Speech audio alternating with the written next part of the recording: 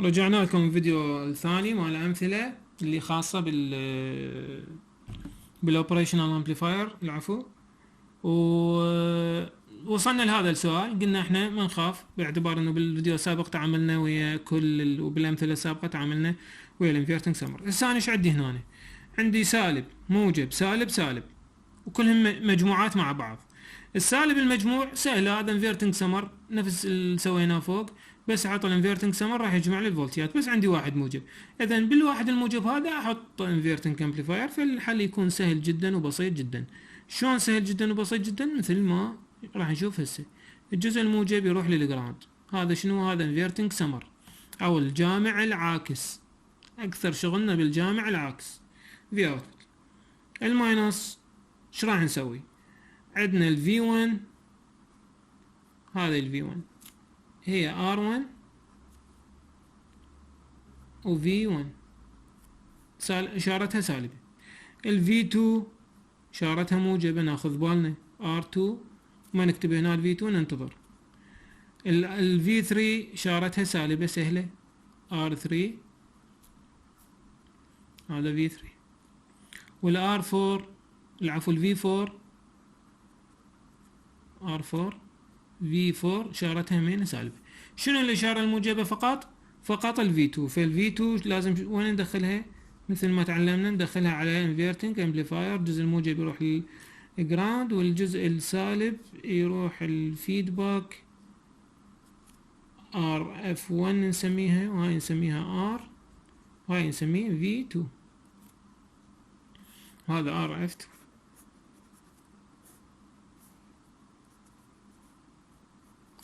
خلصت، هذا هو نحل السؤال. اجي افرض الفرضيات، حفرض اي فرضية تعجبك انت. افرض RF1 يساوي لنا R ويساوي لنا 1 كيلو، حتى ال V2 هنا تدخل لي سالبة، هنا تصير البقية كلها انا اريدها هنا موجبة حتى تطلع سالب. بعد شفرض ايش عندي؟ اني عندي القيم مالتي 2 ب4 ب5. زين، يا رقم راح افرضه بحيث راح يعني بعد RF على R1 يطلع لي 2، وRF على 4 على R2 يطلع لي 4، وRF على R3 يطلع لي 5. ايش راح افرض اني؟ ممكن نفرض انه RF2 يساوي لنا 40 كيلو اوم، ممكن، او اي رقم يقبل القسمة يطلع الناتج صحيح. R1 اريد 40، بحيث من شنو اقسمه على شنو اقسم ال 40 بحيث تطلع لي 22. و R2 ايش قد؟ 4، اريدها تطلع 4، فلازم على ايش قد اقسم؟ على 10.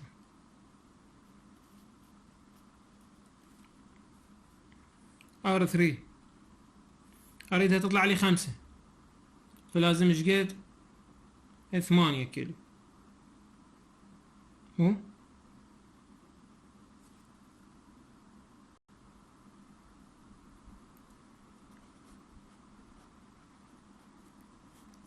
ولا R4 اريدها تطلع لي 1، هم افرضها 40 كيلو.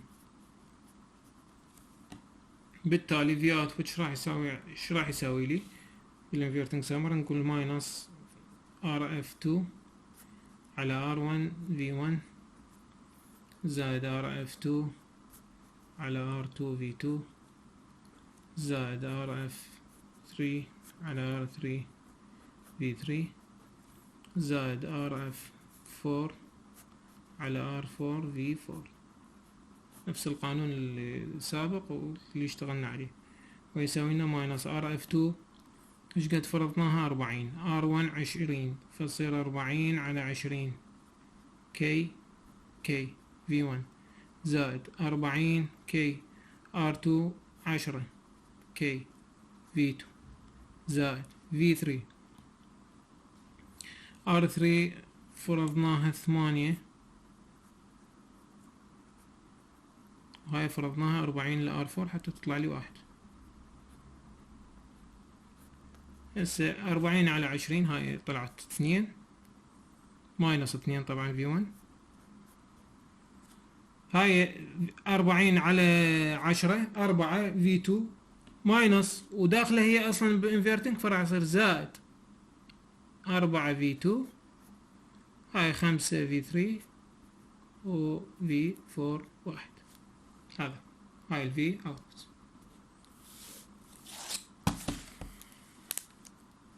ايضا بعد مثال اخر، هذا المثال اللي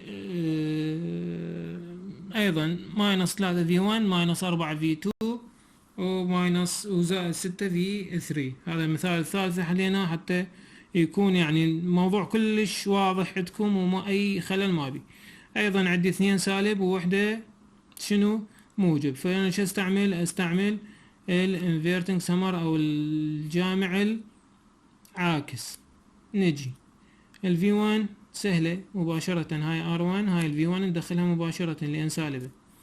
الفي 2 همين ندخلها مباشرة لان سالبة، والفي 3 لا ما ندخلها مباشرة لان موجبة عندي، فلازم اعكسها المكبر، نسميه المكبر العاكس او الانفيرتنج امبليفاير.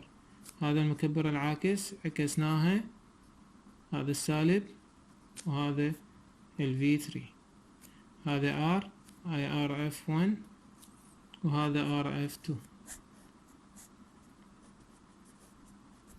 هذا الفي اوتبوت.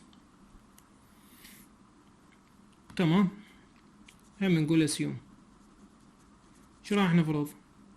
ار يساوي لنا ار اف 1 ويساوي لي 1 كيلو اوم ثابتة حتى بس اعكسها. بعد شريداني اريد لازم افرض ار اف 2 شبيها الناتج مرة يكون 3 مرة 4 مرة 6، فراح افرضها 12 كيلو ار اف 2. ار 1 اريد 3 فلازم ايش قد تكون؟ لازم تكون 4 كيلو حتى تكون 12 على 4 3. في 2 اريد 4 فلازم ايش قد تكون لار 2 3 كيلو حتى 12 على 3 4. ار 3 اريد 6 فلازم شو تكون 12 على ايش قد يطلع 6 لازم تكون على 2 كيلو. هذا هو في اوتبوت يساوي لي ماينس تحت قوس ار اف 2 على ار 1 في 1 زائد ار اف 2 على ار 2 في 2 زائد ار اف 3 على ار 3 في 3 ويساوي ماينس ار اف 2 اللي هو 12 كيلو على ار 1 4 كيلو في 1 زائد 12 كيلو على 3 كيلو في 2 12 كيلو على 6 كيلو في 3 وش يساوي لي سالب 3 في 1 سالب 4 في 2 سالب وعندي سالب صار موجب 6 في 3. اوكي هذا مثال. هسه بعد ديزاين صار سهل عندنا. هسه فرضا يجيني هيك مثال، على فرض المثال يجيني هيك سؤال عفو يقول لي فاين دبليو، جايب لي هاي الهوسه كلها مالته وعلى اعتبار يعني شوية الموضوع صعب وخاف وهيك شي.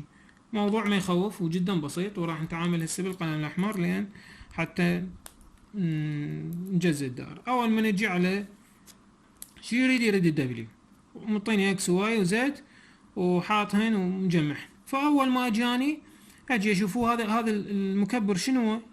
هذا جامع عاكس دا اشوفاني وداخل على امبليفايرات، فلازم اطلع الفولتية هنا على كل نود يم كل مكبر. اجي على اول مكبر هذا اكس، اطلع هذا نسميه في اوت 1، واطلع هاي شو نسميها في اوت 2، واطلع هاي نسميها في اوت 3. اطلعهن وبعدين اجمعهن ادخلهن على الانفيرتنج سمر. فايش نقول في اوت 1.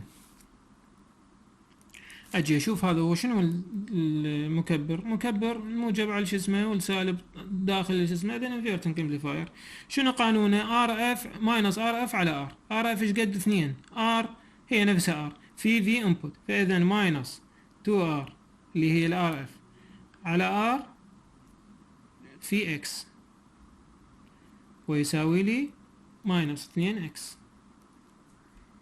في اوت 1. في اوتبوت 2 وينها هنا.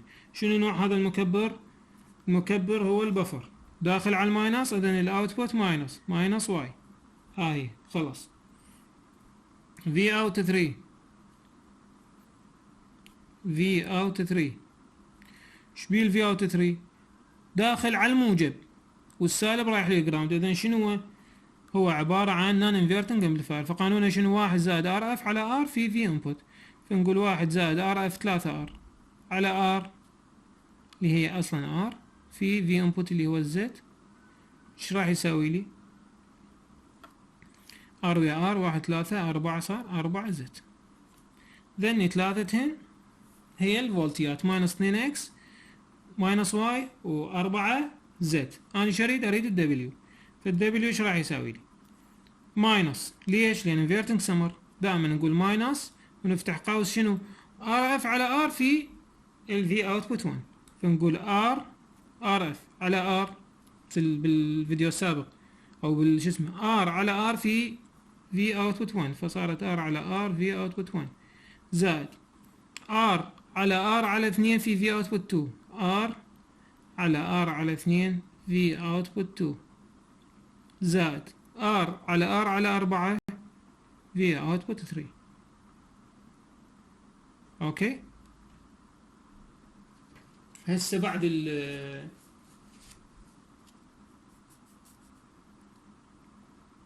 الاختصارات ار ويا ار تروح، ار ويا ار تروح، ار ويا ار تروح، حيث يكون عندي ماينس. اجي اعوض الفي اوتبوت 1 ايش قد؟ يصير عندي 2 اكس زائد ار راحت ويا ار بس اكو 2 جوا. شنو صارت الاثنين؟ شبيها صعدت فوق 2 في اوتبوت 2 شنو؟ ماينس واي في ماينس واي زائد 4 جوا صعدت فوق. مبادئ الرياضيات طبعا. هاي الاثنين هنا اذا كانت ما واضحة العفو. هاي الاثنين هنا بالمقام بس مو بالمقام مباشرة، يعني صارت ار على 1 في 2 على ار، فالاثنين جد. هاي ايضا هم صارت ار على 1 في 4 على ار. مبادئ الرياضيات مال الابتدائية. 4 في 4 زد ماشي عيني. ويكون هذا الناتج كله ويكون شنو؟ حيكون 2 اكس بس حدخل الماينس عليه زائد 2 واي ناقص 16 زد. هذا هو طلع الدبليو اللي خاص بهذا السؤال. مثال آخر.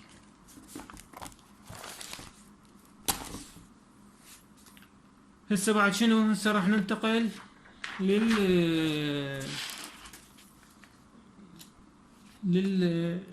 شو اسمه الانتجريتر والديفرنشيتر، المكامل والمفاضل. شو يقول لي؟ يقول لي في اوت بتساوي لنا ماينس 5 تكامل في. انا من عندك تكامل يعني شنو؟ يعني انتجريتر. دائرة الانتجريتر سهلة اعرفها وحافظها ومشتقها. موجب يروح للجراوند والسالب يروح الار. هذا في انبوت وهنا أنا عندي كاباستر. هاي دائرة المكامل. قانونها شنو؟ في شي يساوي لي؟ في اوت بيساوي لي ماينس 1 على ار سي تكامل في انبوت دي تي. اوكي. نفس هذا المطلوب بس شنو؟ 5 لازم 1 على ار سي يساوي لنا 5. زين نجي نفرض انه احنا شلون راح نسوي واحد شلون راح نسوي الواحد على ار في سي يساوي لنا 5. فراح نفرض، راح افرض الار والسي فرضيات بحيث تكون ناتج قسمتهم يساوي 5. ممكن اقول الار يساوي لنا 20 كيلو اوم والسي يساوي لنا 10 مايكرو فاراد. راح نضربهم ار في سي. ايش راح يساوي لي؟ راح يساوي لي 0.2. بس ضربت هذه في هذا طبعا مع اخذ الاعتبار انه اكو كيلو اكو مايكرو. وهذا ايضا يؤدي لانه 1 على ار في سي راح يساوي لي 5. فعرفت اني هاي الفرضية مالتي صحيحة. اذا في اوتبوت يساوي لنا ماينس 5 تكامل في اي دي تي. سهل جدا وبسيط جدا. السؤال 12. يريد ماينس 8 دي في باي دي تي. اذا انا ما دام عندي دي باي دي تي هذا شو اسمه؟ اسمه الديفرنشيشن او المفاضل. المتسعة تكون هنا، هذا الفي انبوت وهذا الار. قانونه شنو؟ سهل، هسه راح نكتب قانونه.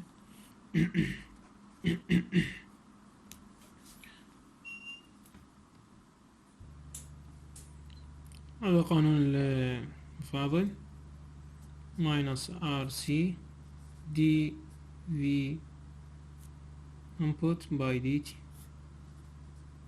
ايضا هم راح نسوي assumption او فرضية للار وسي بعد تكون الناتج 8. فنقول نفرض ار يساوي لنا 80 كيلو اوم وسي يساوي لنا 100 مايكرو فاراد.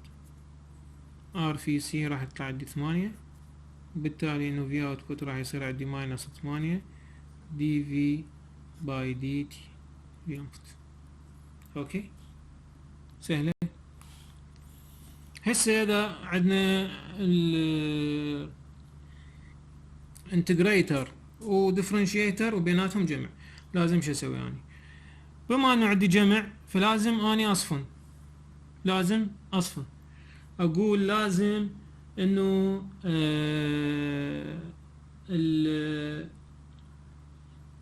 لازم تكون عندي دائرة خاصة بالانتجريتر ودائرة خاصة بمن بالديفرنشيتر، وادخلهم على سمر انفيرتنج سمر. فانا هسه هذا راح اشتغل عليه بالتفصيل. احنا اشتغلنا عليه سابقا انه احنا نقدر هسه مباشرة نرسم دائرة الجامع الطارح، ونرسم هنا الانتجريتر وهنا الديفرنشيتر او المكامل المفاضل، ونختصر الموضوع. بس راح امشي بالتفصيل يعني حتى يكون الموضوع جدا واضح.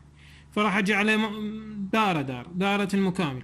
هاي دائرة المكامل اول واحدة، اجي عليها دائرة المكامل موجب سالب. تصميم خلينا نقول يعني من الصفر R V1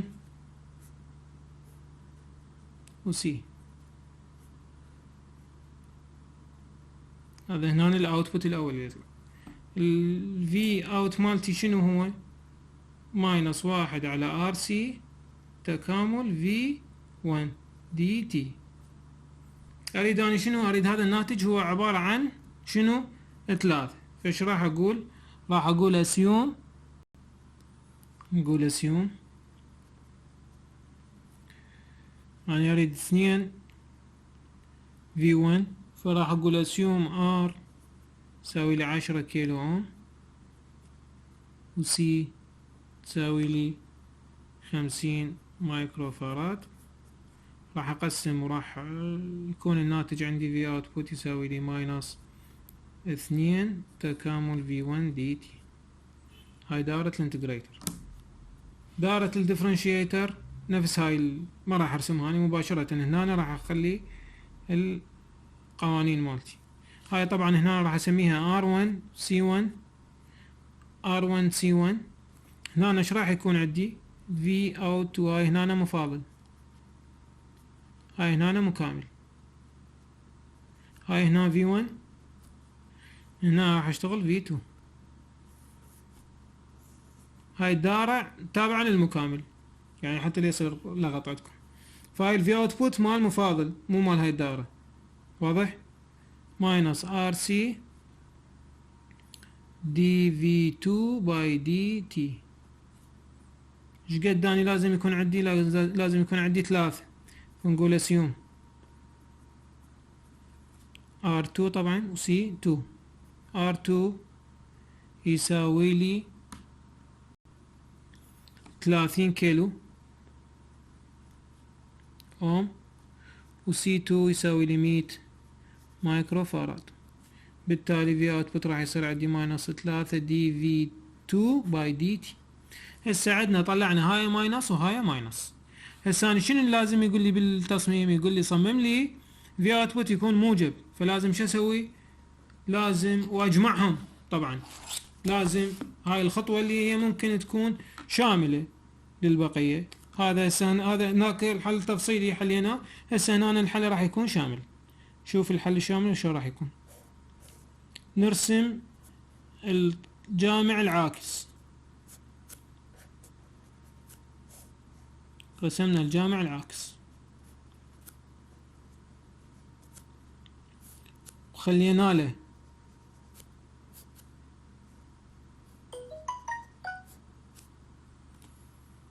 مقاومتين، واحدة R1 مال من؟ مال فولتية الأولى، واحدة R2 مال فولتية الثانية. أوكي، وأجي هنا أخلي، ممكن أخلي هذني اللي هي ماينس 2 V12 وماينس 3 دي في 2 باي دي تي. أو ممكن شو أسوي ما يعني أخلي هنا دائرة المكامل مباشرة أو دائرة المفاضل مباشرة. علي كل الحرية، يعني شو أريد أسوي كل الحرية إلي. بس أنا بما أنه اشتغل الذاكرة فراح أجي مباشرة أقول هاي هنا V1 وهنا V2، وراح أقول هنا الأسامشن مالتي السهل كلش، راح أقول RF يساوي لنا R1 يساوي لنا R2 ويساوي لنا 1 كيلو. ليش؟ حتى الفي اوتبوت عندي ايش راح يكون؟ يصير عندي ماينس RF على R1 V1 زائد RF على R2 V2 ويساوي لي، طبعا هنا اكو دائرة مكامل وهنا دائرة مفاضل، ذني كان هنا انقل هنا بس انا هنا ماكو مكان. راح يكون عندي الماينس راح يدخل على الفي 1 وراح يدخل على الفي 2، فراح يكون عندي شنو؟ انا الفي 1 ايش قد عندي هنا طلعنا؟ ماينس 2 في 1 ماينس 2 تكامل في 1 وهنا ماينس 3 تكامل في 2. راح يدخل عليها الماينس، راح يكون راح تطلع موجب 2 تكامل في 1 دي تي زائد 3 دي في 2 باي دي تي. خلاص سؤال. هسه اكو هيك نوع من الامثله، المثال الاخير طبعا اكو هيك نوع من الامثله تكون يقول لي ديزاين يوزنج one operational amplifier، يعني باستعمال operational amplifier واحد. يريد ماينس وماينس وماينس. عندي 3 ماينسات، فاللي يتبادر الى ذهني شنو؟ الانفيرتنج سمر او الجامع العاكس. راح اخلي الجامع العاكس موجب سالب، هذا الار فيدباك.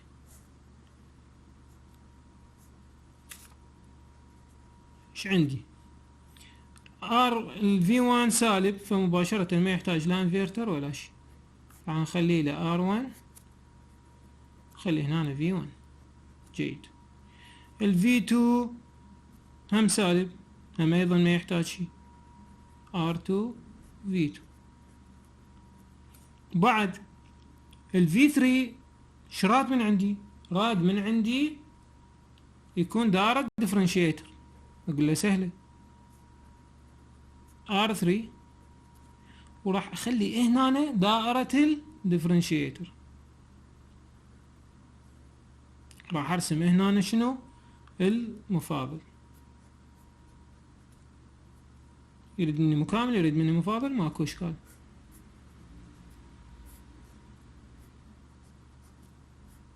هاي R3 هاي R هاي C هاي V3. هسه اجي شو اسوي؟ بس فقط اجي اعطي قيم حتى تطلع عندي النتيجة واضحة. ممكن انطي قيم، يعني اريد 2 في دي تي 2 العفو دي في 3 باي دي تي.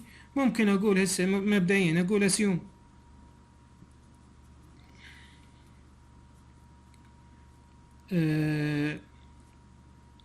ار يساوي لي 1 كيلو اوم وسي يساوي لي 1 ملي فاراد.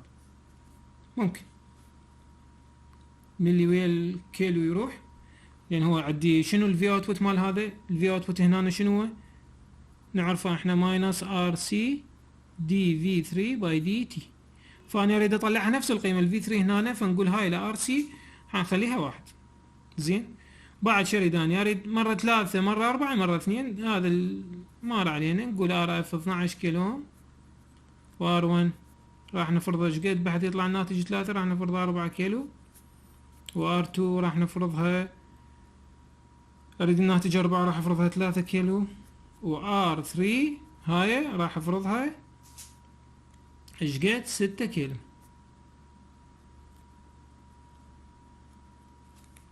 ففي اوتبوت بهاي الحالة راح يسوي لي ماينس ار اف على ار 1 في 1 زائد ار اف على ار 2 في 2 زائد ار اف على ار 3 في 3.